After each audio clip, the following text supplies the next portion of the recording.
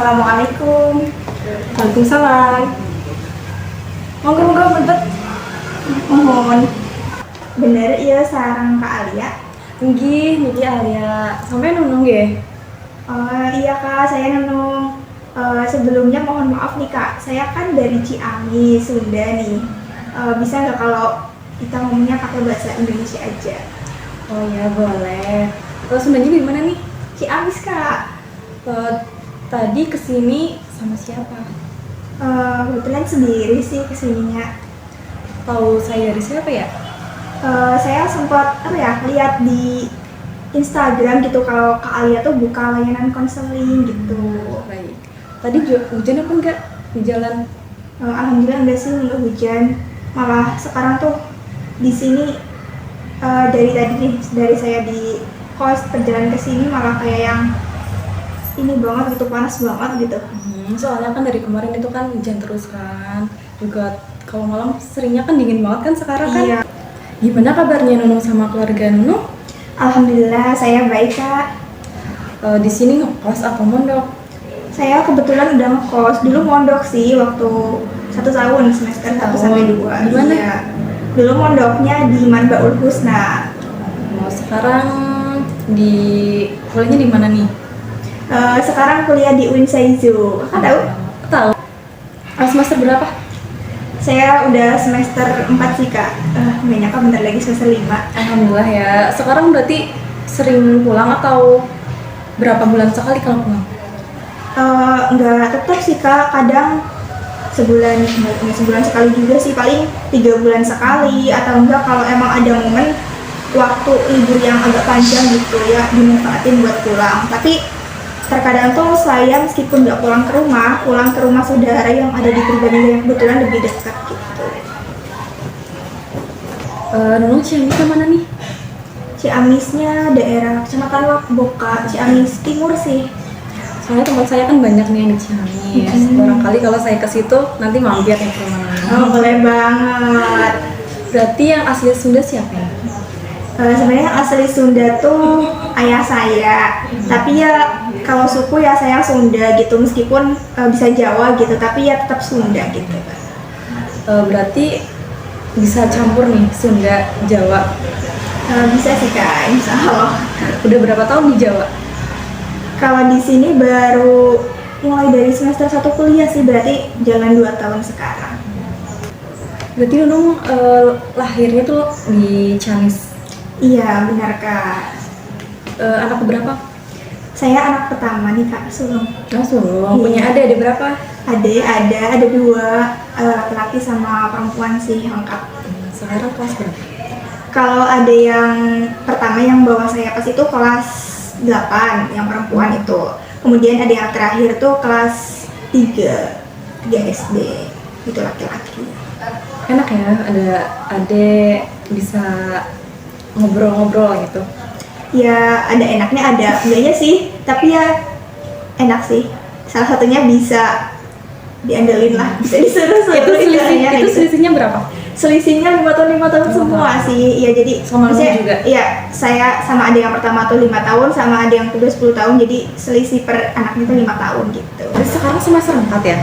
Iya, semester 4. Berapa matkul? Sekarang sih ada 9 matkul. Iya. Nggak ngambil kredit? Nggak bisa, soalnya udah pas SKS-nya gitu. 9 atau 10 ya, ini sekitar segitulah. Di kampus ada teman dekat nggak? Ada sih, ya beberapa ada teman dekat. Itu dari Jawa atau dari Sunda?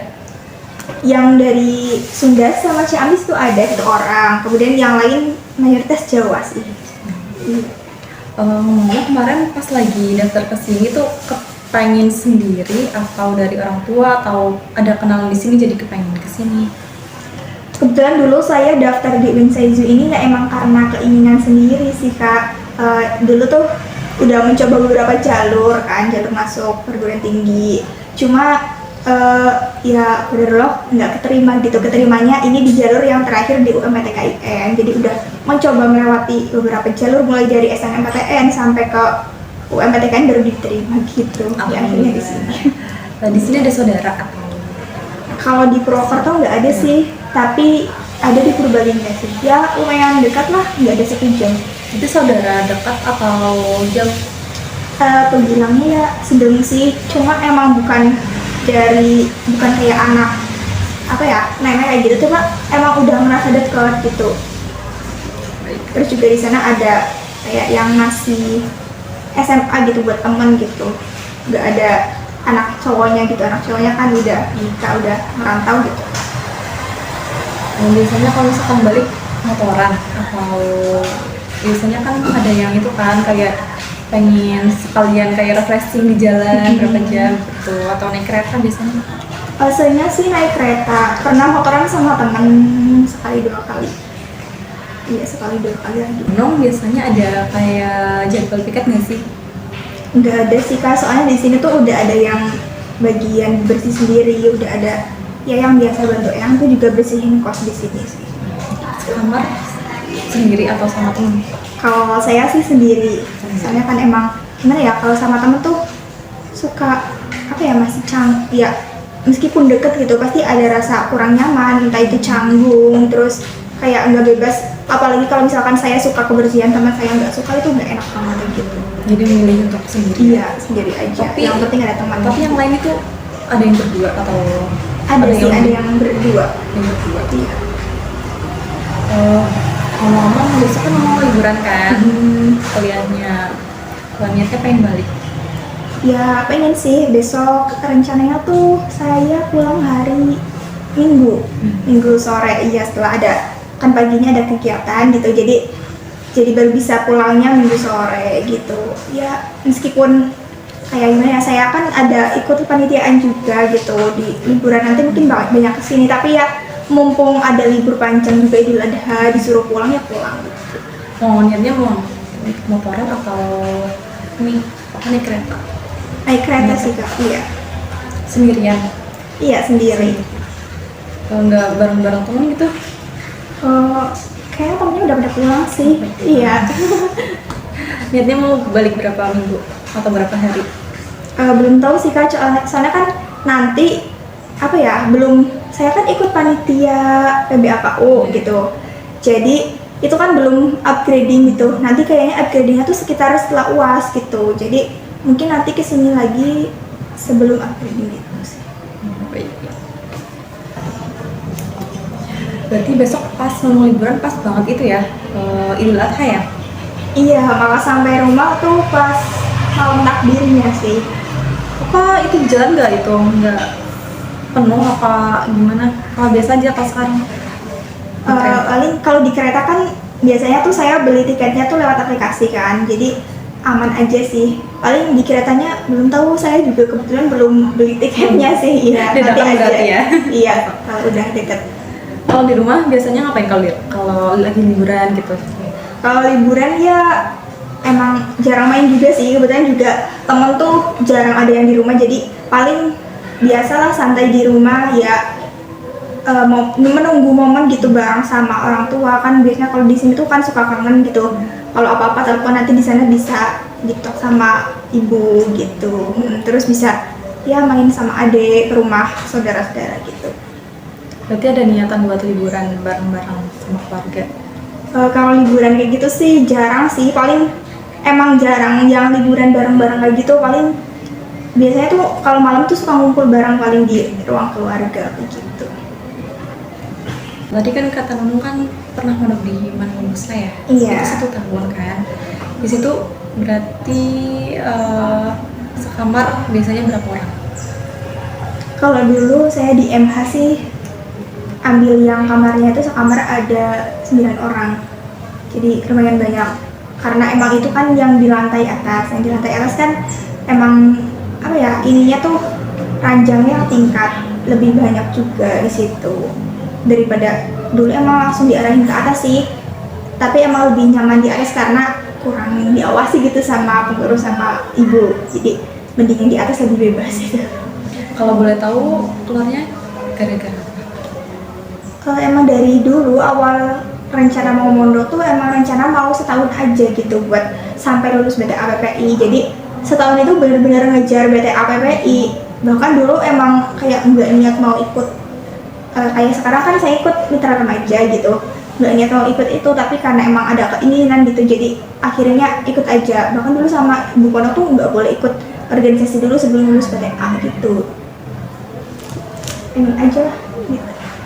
Cukup kayaknya setahun buat mondok. Emang dari dulu rencana nggak ada pilihan untuk mondok. Kamu banyak ya?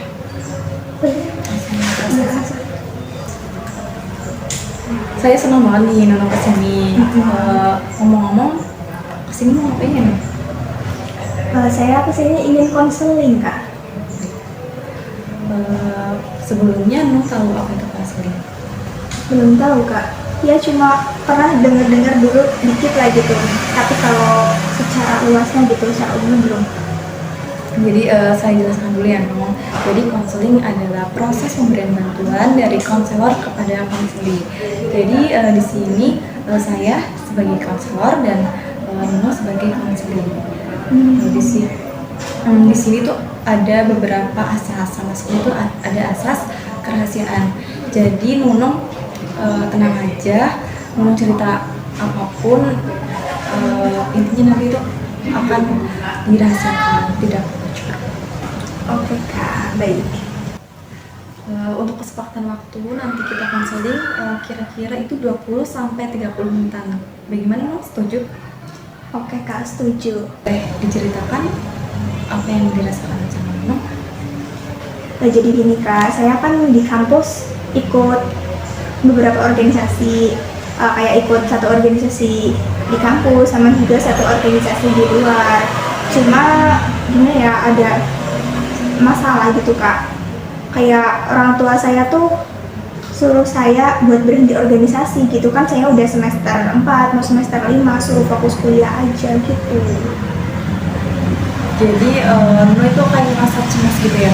Iya. Boleh dijelasin lagi cemasnya itu biasanya karena apa? Sebenarnya kayak ngerasa apa ya, bukan kayak cemasnya tuh karena kan saya ikut organisasi sambil kuliah gitu. Jadi yang cemas tuh bukan saya, tapi kayak orang tua saya gitu yang cemas. Karena cemas takut anaknya gitu di kuliah nggak bisa membagi waktu, takut anaknya malah mengesampingkan kuliah gitu kak. Jadi Nono bukan cemas tapi kayak lebih ketakut ya? Iya takut. Yang cemas mungkin orang tua saya. Iya. Nono di kampus nih ikut organisasi apa sih? Kalau di kampus lebih tepatnya sih ikut komunitas ya kak, ikut komunitas mitra remaja. Kalau di ini ada organisasi luar juga, ikut Gudang Sinau Indonesia gitu. Gudang Sinau ya? Iya. Berarti kayak setiap weekend ya? Kalau saya dengar itu kalau Gudang Sinau itu setiap weekend itu kayak ngajar-ngajar gitu masih. Iya sih, tapi kalau saya kan yang GSI-nya Gudang Sinau Indonesia tuh sekarang tuh udah ada apa ya, organisasi tersendiri kan. Dulu kan yang Gudang Sinau tuh kan yang emang langsung terjun setiap minggu gitu ke anak-anak gitu. Kalau yang ini GSI itu yang menampung si Gudang Sinau yang terjun itu. Jadi ini organisasinya yang kayak yang menangani gitu. Jadi saya tuh nggak yang terjun ke lapangan, nggak terjun ke anak-anak, tapi ada kayak ini organisasinya sendiri gitu. Kayak saya kan di Gudang Sinau tuh ikut di bagian content writer, jadi yang bagian nulis gitu. Kenapa sih Nono itu kayak lebih memilih untuk kuliah sambil organisasi? Padahal kan di luar sana banyak nih kayak hanya ingin fokus kepada kuliahnya gitu. Karena saya tuh udah dari dulu ya kak, dari SMP udah suka berorganisasi gitu. Kayak dengan berorganisasi tuh saya punya banyak pengalaman, punya banyak teman, terus relasinya juga tentunya banyak.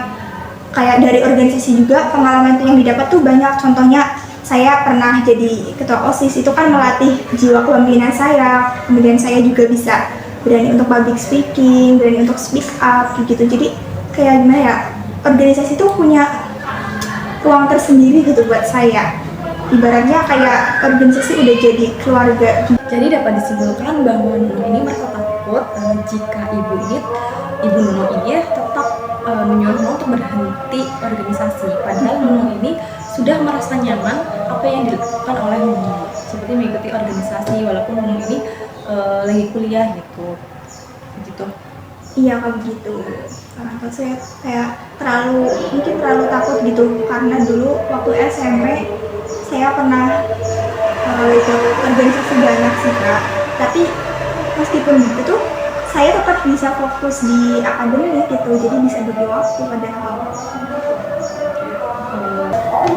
Apakah sebelumnya Nung sudah pernah bilang ke ibu bahwa Nung ini tetap ingin mengikuti organisasi?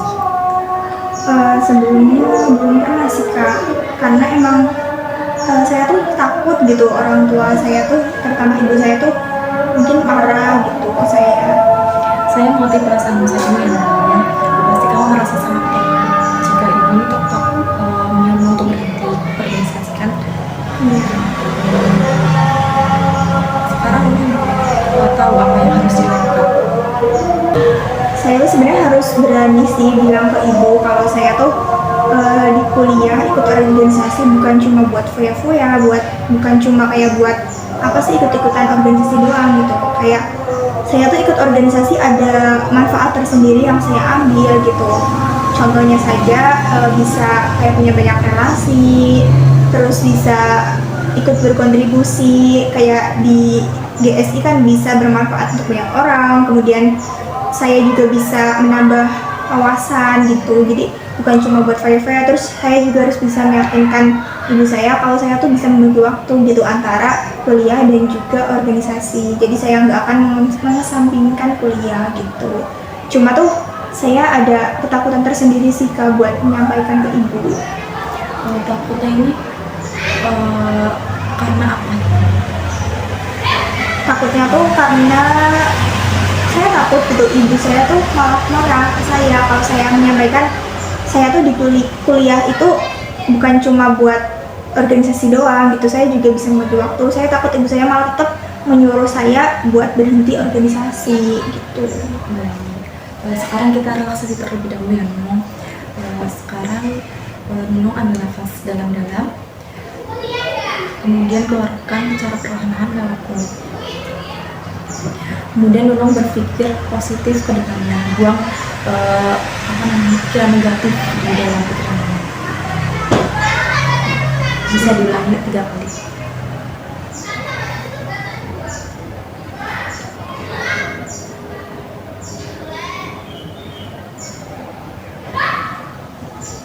Baik. Sekarang Nunung bayangkan di depan Nunung ini ada ibu Nunung. Nunung bisa sampaikan semuanya kepada ibu Nunung. Baik. Ma, Nunung mau bicara. Nunung tuh di kuliah ikut organisasi bukan cuma buat foya-foya, tapi ada manfaat tersendiri yang udah Nunung rasain. Mama juga kan udah tahu dari SMP Nunung suka organisasi. Nunung jadi bisa public speaking, bisa punya banyak relasi, bisa dikenal banyak orang, banyak guru ataupun dosen kayak gitu, itu dari organisasi. Nunung juga ikut organisasi nggak mengesampingkan kuliah kok. Kuliah tetap jadi utama, tetap jadi nomor 1, karena emang tujuan Nunung di Purwokerto itu buat kuliah, bukan cuma buat ikut-ikutan organisasi kayak gitu. Jadi Nunung tetap pengen ikut organisasi meskipun kuliah. Nunung yakin Nunung bisa bagi waktu kok. Nunung udah ngatur waktu sedemikian rupa biar di jam sekian-sekian Nunung tetap kuliah, terus di waktu sekian-sekian Nunung ikut organisasi. Nunung bisa, dari dulu juga Nunung kayak gitu kan. Mama juga dari dulu nggak ngelarang Nunung ikut organisasi, bahkan malah waktu SMP Nunung dipilih jadi calon ketua OSIS, Mama yang mendukung. Masa sekarang Mama malah kayak menyuruh Nunung buat berhenti ikutan organisasi? Itu kan kayak mematahkan semangat Nunung juga di kuliah. Dengan berorganisasi ini Nunung punya banyak relasi, punya banyak teman yang mendukung, bisa jadi keluarga kedua gitu di sini. Dan ibu Nunung akan menjawab apa? Mungkin ibu saya akan menjawab kayak, iya juga sih, dari dulu juga Nunung kan udah ikut organisasi dari SMP, bahkan yang mendukung Nunung untuk ikut organisasi dulu Mama gitu. Terus kalau sekarang mama malah mematahkan Nunung di organisasi, sama aja kayak mama tuh ingkar sama mama sendiri.